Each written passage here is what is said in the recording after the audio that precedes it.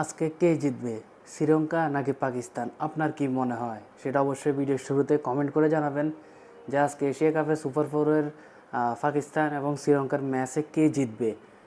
আর বলতে পারেন যে কে জিতলে আমাদের বাংলাদেশের জন্য সুবিধা হবে। তো সেই মানে অর্থে বলতে গেলে বা সেইভাবে বাংলাদেশের দিক বিবেচনা করে বলতে গেলে যে আজকে কোন দল জিতলে বাংলাদেশের জন্য ফাইনালটা নিশ্চিত হবে বা বাংলাদেশ ফাইনালে যেতে পারবে, তো সেই জায়গা থেকে বলা যায় যে দুই দলের যে দলই জিতুক না কেন বাংলাদেশ ফাইনালে যেতে পারবে। এখন যদি সমীকরণটা একটু বলা যায় বা একটু বিস্তারিত বলা যায় তাহলে এখানে বলতে হয় যে শ্রীলঙ্কা যদি জিতে তাহলে বাংলাদেশের যাওয়ার সম্ভাবনাটা অনেক বেশি, এবং পাকিস্তান যদি জিতে তাহলে একটু সমস্যা হতেও পারে। হ্যাঁ, হলে হতে পারে বা সমস্যা হবে যদি পাকিস্তান জিতে।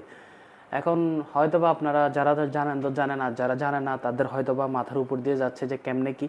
তো ছোট্ট করে সংক্ষিপ্ত আকারে বইলা দিই, সেটা হচ্ছে শ্রীলঙ্কা অলরেডি প্রথম ম্যাচটা বাংলাদেশের সাথে হেরে গিয়েছে এবং বাংলাদেশ জয়লাভ করছে, এবং দ্বিতীয় ম্যাচটা কিন্তু শ্রীলঙ্কার আজকে পাকিস্তানের সাথে।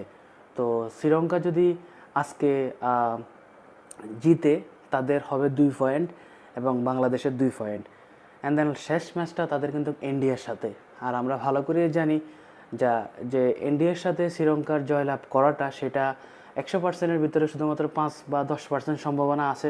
যদি বড়সড় কোনো দুর্ঘটনা বা অঘটন না ঘটে তাহলে কিন্তু শ্রীলঙ্কা সেরকম কোনো পাওয়ার নাই যে তারা ইন্ডিয়াকে হারাবে, যেটা সমীকরণ বলে সেটাই। তো যদি কোনো অঘটন দুর্ঘটনা না ঘটে তাহলে কিন্তু কোনো সম্ভাবনাই নাই যে শ্রীলঙ্কা ইন্ডিয়াকে শেষ ম্যাচটা হারাতে পারবে, সেইটা কখনোই না।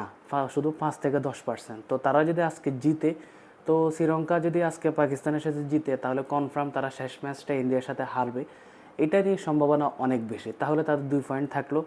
আর বাংলাদেশের যেহেতু শেষ ম্যাচটা পাকিস্তানের সাথে, তো এটাতে পাকিস্তানকে হারানোর সম্ভাবনা অনেক বেশি বাংলাদেশের। বাংলাদেশ অনেকবার পাকিস্তানকে হারাইছে। অ্যান্ড দেন দুবাই আবুধাবির স্টেডিয়াম বা মাঠ কিন্তু বাংলাদেশের খুবই ফেভারিট এবং বাংলাদেশ এখানে খুব ভালো খেলে। সো পাকিস্তানকে বাংলাদেশ অনায়াসে হারাই দিতে পারবে। তো আজকে যদি শ্রীলঙ্কা না জিতে, যদি পাকিস্তান জিতে যায় তাহলে কিন্তু শেষ ম্যাচটা পাকিস্তান যেহেতু তাদেরও 2 পয়েন্ট হয়ে যাবে, আজকে যে দলই জিতুক না কেন তাদেরও কিন্তু 2 পয়েন্ট হয়ে যাবে। তো পাকিস্তানের শেষ ম্যাচটা কিন্তু বাংলাদেশের সাথে পড়বে। অ্যান্ড দেন তাদের যদি আজকে পাকিস্তান জিতে তাদের 2 পয়েন্ট, আর বাই চান্স শেষ ম্যাচটাতে আজকে যদি জিতে তাহলে শেষ ম্যাচটাতে খুবই মানে একটা ভয়ঙ্কর অবস্থা হয়ে যাবে যে বাংলাদেশ যাবে না পাকিস্তান যাবে, বাংলাদেশ যাবে না পাকিস্তান যাবে, সেটা একটা অনেক বড় অঘটন হয়েও মানে যেতে পারে, বা শেষ অবধি একটা টেনশন থেকেই যাবে। হ্যাঁ, তো আশা করি সমীকরণটা সংক্ষেপে বুঝাতে চাইছি, আপনারা আশা করি বুঝছেন।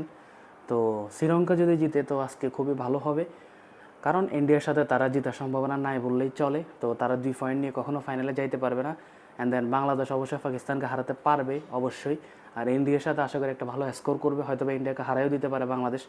যে রোলে আছে, যে পয়েন্টে তারা এখন আছে, যে লাইনে আছে, যেভাবে আছে সেভাবে যদি তারা খেলে ইন্ডিয়ার সাথেও ভালো একটা রেজাল্ট করবে আশা করা যায়। তো সেই দিক থেকে দুই দল আজকে ম্যাচটা খুবই ইম্পর্টেন্ট। বাট দুই দলের ভিতরে যেই জিতুক না কেন বাংলাদেশের ফাইনালে যাওয়ার সম্ভাবনা থাকবে অবশ্যই। শ্রীলঙ্কা জিতলে অনেক বেশি থাকবে, সেটা আপনাদেরকে বললাম। তো আপনি আজকে কোন দলকে সাপোর্ট করবেন সেটা অবশ্যই বলে দিবেন। আর আরেকটা ব্যাড নিউজ শুনলাম হচ্ছে আগামীকাল তো আমাদের ইন্ডিয়ার সাথে খেলা। তো গতকাল প্র্যাকটিস করতে গিয়ে আমাদের বাংলাদেশের ক্যাপ্টেন লিটন দাস সে একটু ইঞ্জুরি হয়ে গিয়েছে, পায়ে ব্যথা পাইছে। তো খবর শুনলাম নাকি সে নাকি ইন্ডিয়ার সাথে ম্যাচটা খেলবে না ইঞ্জুরির কারণে। বাট এখনও পুরোপুরি শিওর না। তো এটা হলে বাংলাদেশ একটা বড়সড় ধাক্কা খাবে, কারণ লিটন দাস সেই দলটাকে যেভাবে নিয়ে যাচ্ছে ক্যাপ্টেন্সির মাধ্যমে, তো সেখানে অন্য ক্যাপ্টেন ঢুকলে জিনিসটা অন্যরকম হয়ে যাবে। এরকম একটা মঞ্চে, এরকম একটা পয়েন্টে, এরকম একটা টেবলে যদি ক্যাপ্টেন চেঞ্জ হয়ে যায় তাহলে কিন্তু মানে আগে যতটুকু সম্ভাবনা ছিল সেই সম্ভাবনাটাও থাকবে না। তো আশা করি, আল্লাহর কাছে দোয়া করি যেন সে সুস্থ হয়ে যায় এবং সে ক্যাপ্টেন্সি করতে পারে এবং সে যেন ইন্ডিয়ার সাথে খেলতে পারে, কারণ ইন্ডিয়ার সাথে ম্যাচটা খুবই গুরুত্বপূর্ণ। কোনোভাবে যদি ইন্ডিয়াকে হারাই দিতে পারে তাহলে বাংলাদেশ ভাই, বাংলাদেশ এশিয়া কাপে ফাইনালে ওঠার আগেই, কাপ নেওয়ার আগেই তারা কিন্তু কাপ নেওয়ার একটা অবস্থান তৈরি করে ফেলবে।